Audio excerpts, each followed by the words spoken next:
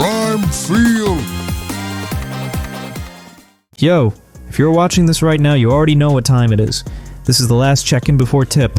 No recap, no introductions, no explainer for the algorithm. If you're here, you're family, and we do not waste each other's time. UConn, #1 seed. First round, Saturday. And I need to talk to you about something that I genuinely cannot believe the national media is sleeping on 24 hours before this game tips off. Sarah Strong's a cheat code.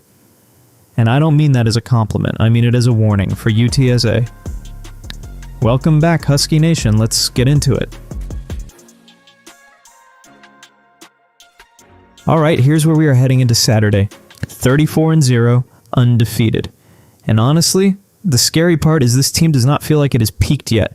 There is something locked in about this group right now that I haven't felt since the Page era, and it is coming from a completely different place than anyone expected. Let me explain what I mean by that. That number against Creighton, 27 assists on 40 makes, that is not a hot shooting night. That is a system performing exactly the way it was designed to perform. That is what vintage UConn basketball looks like when the engine is running clean. And the engine right now is not who you think it is. Everyone keeps waiting for the guards to take over. And listen, KK Arnold is elite, Azzi Fudd is a certified sniper, Ashland's shade has been phenomenal. But the real initiation point for this offense has moved. Geno has shifted the whole thing to the high post, and Sarah Strong is running it like she's been doing this for a decade. 4.1 assists per game.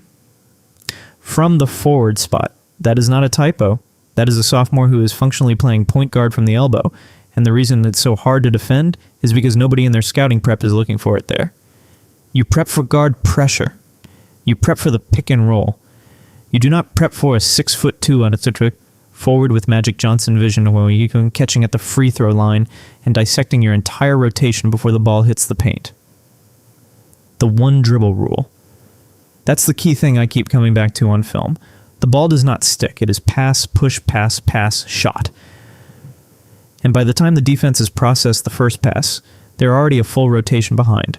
When Strong catches at that elbow and the defense has to respect her shooting, she's at 42.7% from 3 on the season, by the way. The corners open up like a parking lot, and Fudd and Shade are just sitting there, waiting with their hands ready. That's the vortex. That's the thing UTSA has zero film for, because nobody in the American Athletic Conference runs anything remotely close to this. Health status, no reported concerns. This team is full go, fully rested, and Azzi Fudd is at what feels like her highest level of the entire year. She's second in the nation in three-pointers made. She's shooting 44.6% from deep on volume that would make most shooters cry. And she has that look right now. You know the look. The one where she catches it and you already know it's going in before it leaves her hand. The bench knows. The crowd knows. UTSA is going to know too. Okay, respect where respect is due. UTSA is not here by accident. Karen Aston built something real in San Antonio, and the way they won the American Athletic Conference tournament in 4 days was genuinely tough. Junkyard dog energy, physical defense, grind-it-out mentality. That is a real program. Their identity is the glass and stops. They are 9th in the country in rebound margin at +9.4. Cheyenne Rowe is their AAC tournament MOP. 14 points, 8 boards per game, second team All-AAC. Real player. Physical experience, tough. Adara Udo anchors the interior, leads the league in offensive rebounds.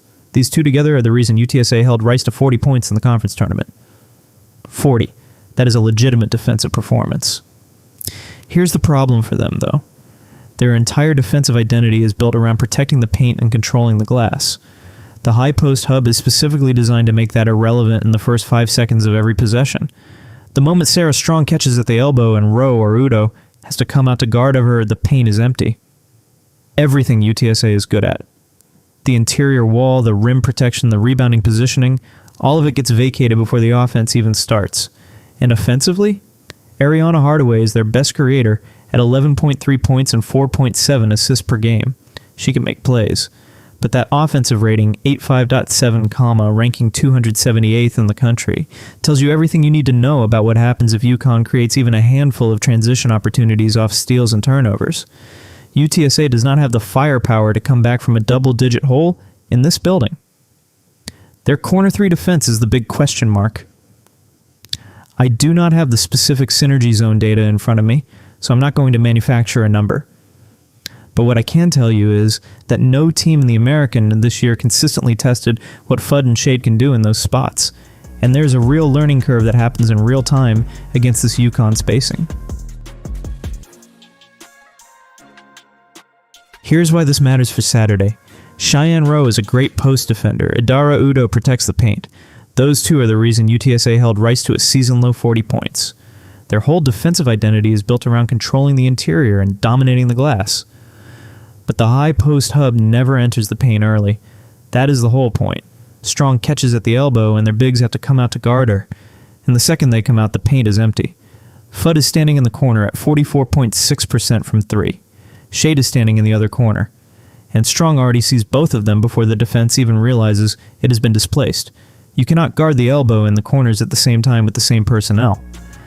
UTSA is going to find that out on Saturday in front of their whole tournament bracket. Okay, here it is. No hedging. UConn wins by 35 or more, and Sarah Strong records her first career tournament triple-double. 2 reasons. First, the tactical mismatch is historic. UTSA's entire defensive infrastructure is built to stop something UConn is not running. The High-Post Hub draws their bigs to the perimeter, vacates their best real estate, and punishes them in transition. Rowe and Udo will be chasing shadows for 40 minutes.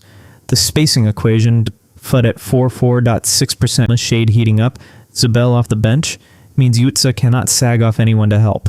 They will have no answer. Second, this is a motivated group on a mission. 34-0 means nothing if you do not finish it. This locker room knows what the goal is, and the energy coming out of Gampel on Saturday is going to be different. Strong has been in point center mode since February, and she has not turned it off. When she grabs a defensive board and pushes it herself before UTSA can set up. And she will do it. She does it every game. It is going to be over before the first media timeout. UConn wins. It is not close. And Sarah Strong puts on a show that people are going to be talking about for the next 2 weeks. That is everything I've got for you. Tip is Saturday. You know where to be. You know who we are. If this video hit right, share it in the group chat with the one person who still thinks UConn is vulnerable this year. Let them cook. We'll check back in on them Sunday morning. Subscribe if you're not already here. And hit the bell because of the next video. Win or lose, but it's going to be a win. Drops within 2 hours of the final buzzer. Full breakdown, reaction, what it means for the bracket, where Strong's stat line lands historically. It is going to be a good one. Husky Nation, we are locked in. Let's go get it. I'll see you on the other side.